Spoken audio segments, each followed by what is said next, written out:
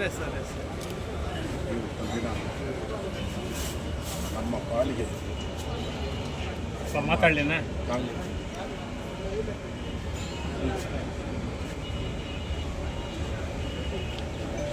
ಮಾತಾಡ್ಬೋದು. ನಮ್ಮ ಪಾಲಿಗೆ ನಮ್ಮ ಕಾಂಗ್ರೆಸ್ ಪಕ್ಷಕ್ಕೆ ಹೃದಯದ ದಿನ. ಅದಕ್ಕೋಸ್ಕರ ಒಂದು 2 ನಿಮಿಷ ಬ್ಲಾಕ್ ಕಾಂಗ್ರೆಸ್ ಅಧ್ಯಕ್ಷರಾದ ನಮ್ಮ ಸಹೋದರರಾದ ಇರೋದ್ರಿಂದ ಅವರು ಮೌನ ಆಚರಣೆ ಮಾಡಿ 2 ನಿಮಿಷ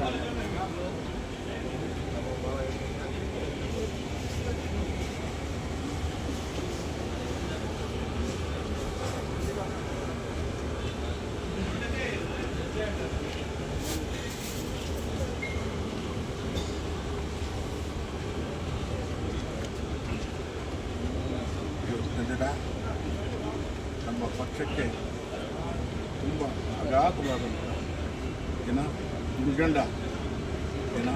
ನಮ್ಮ ಎಲ್ಲರ ಮಧ್ಯೆ ಕೂಡ ಲವಲವಿಕೆಯಿಂದ ಇದ್ದಂಥ ನಮ್ಮ ಸಹೋದರರ ವೆಂಕಟೇಗೌಡರು ಇಷ್ಟು ಒಂದು ಕಾಲದಲ್ಲಿ ಇವರು ಮರಣ ಹೊಂದ್ತಾರೆ ಅಂತ ಯಾರಿಗೂ ಗೊತ್ತಿಲ್ಲ. ಇದೊಂದು ಹೃದಯ ದಿನ. ನಾವು ಒಂದು ಹೇಳಬೇಕಾದ್ರೆ ನನಗೆ ಅದು ನೆನೆಸ್ಕೊಂಡ್ರೆ ಕಣ್ಣಲ್ಲಿ ನೀರು ಬರುತ್ತೆ. ನನ್ನ ಮಕ್ಕಳು, ನನ್ನ ತಮ್ಮನೂ, ನಮ್ಮ ಮಕ್ಕಳು ಕೂಡ ನಾನು ಇಷ್ಟು ಪ್ರೀತಿಸಿಲ್ಲ, ಇಷ್ಟು ಬೆಳೆಸಿಲ್ಲ. ರಾಜಕೀಯದಿಂದ ಮೊದಲದಾಗಿ ಕೈ ಹಿಡ್ಕೊಂಡು ಬಂದು ರಾಜಕೀಯ ಪ್ರವೇಶ ಅದನ್ನು ಇಲ್ಲಿ ಅದು ಇವಾಗ ಮಾತಾಡೋದನ್ನು ಇವಾಗ ಆಗಿದೆ. ನಮ್ಮ ಪಕ್ಷಕ್ಕೂ ಅಗಾಧವಾದಂಥ ದಿನ ಆಗಿದೆ. ಇದನ್ನು ಭಗವಂತನು ನಮ್ಮ ಪಕ್ಷಕ್ಕೂ ತುಂಬಬೇಕು ಮತ್ತು ಆ ಕುಟುಂಬಕ್ಕೆ ಮಾದರಿ ಇದ್ದಂಗಿದೆ, ಒಂದು ಚುಕ್ಕೆ ಇದ್ದಂಗಿದ್ದ ಆ ಕುಟುಂಬಕ್ಕೆ ಕೂಡ ಒಂದು ಒಳ್ಳೆಯ ದೇವರು ಧೈರ್ಯ ಕೊಟ್ಟು ಆ ಕುಟುಂಬವನ್ನು ಕಾಪಾಡಬೇಕು ಅಂತೇಳಿ ನಾವು ದೇವರಲ್ಲಿ ಪ್ರಾರ್ಥನೆ ಮಾಡ್ತಾ ಇದ್ದೀವಿ. ನಾಳೆ 11ರಿಂದ 12 ಗಂಟೆ ಒಳಗಡೆ 11ರಿಂದ 12 ಗಂಟೆ ಆಗಲಿ ಅವರ ಅಂತ್ಯಕ್ರಿಯೆ ಸ್ವಗ್ರಾಮದಲ್ಲಿ ನಡೆಯೋದಕ್ಕೆ ಎಲ್ಲರೂ ಸೇರಿ ತೀರ್ಮಾನ ಮಾಡಿದ್ದಾರೆ.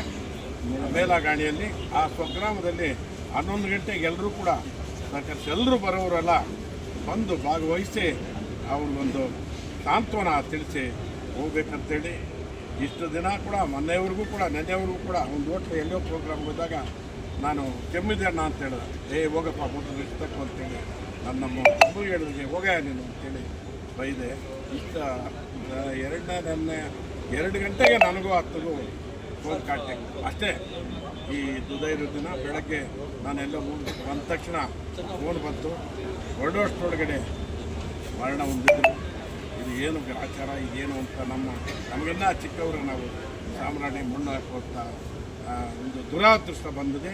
ಅದಕ್ಕೋಸ್ಕರ ಮಕ್ಕಳಿಗೆ, ಅವ್ರಿಗೂ ಅವ್ರ ಸಹೋದರಿಗೆಲ್ಲ ದೇವರು ಇನ್ನೂ ಒಂದ್ಸಲಿ ಶಕ್ತಿ ಕೊಡಬೇಕು.